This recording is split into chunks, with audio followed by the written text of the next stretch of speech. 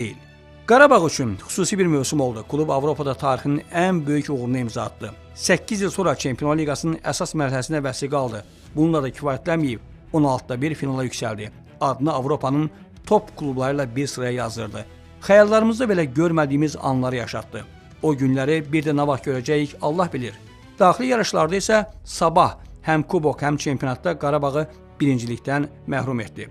Ağdam klubu əvvəlki mövsümlərdə daha rahat idi. Heyət Avropa oyunlarında yorulanda Qurbanov müəyyən rotasiyalar edir, ehtiyat qüvvəsi ilə belə rəqiblərini əzib keçirdi. Bu mövsüm daş qayaya rast gəldi. Sabah kimi komandanı eksperimental heyətlə Ramil Şedayev, Kuaku, Adda ilə üstələmək mümkün olmadı. Çempionlar Liqasının həm fiziki, həm psixoloji yorğunluğunu komanda qaldıra bilmədi. Həmişə dəmir intizamı ilə seçilən Qurban Qurbanovun komandasından intizamsızlıqla bağlı xəbərlər yayıldı.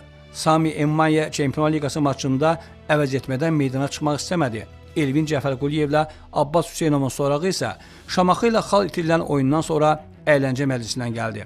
Adətən futbolçuları müdafiə edən Qurban Qurbanov belə intizamsızlığa görə güzəştə getmədi. Emmaye artıq komandadan gedib. Abbasla Elvin də yol üstədi. Təklifləri götür qoy edirlər. Onlardan başqa Toral Bayramov Bursa Sporla müqavilə imzalayıb. Qarabağa bu mövsüm heç bir faydası dəyməyən Ramil Şedayev, həmçinin stabil oynamayan Adday da klubdan ayrılıb.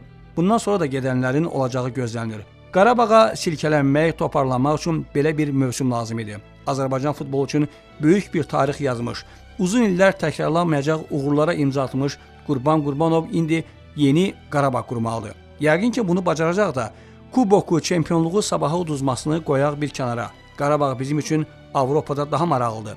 Böyük klublar, böyük məşqçilər ani uğursuzluqdan yıxılmaz. Toparlanıb, yenilənən, daha güclü Qarabağ gözləyirik Avropada.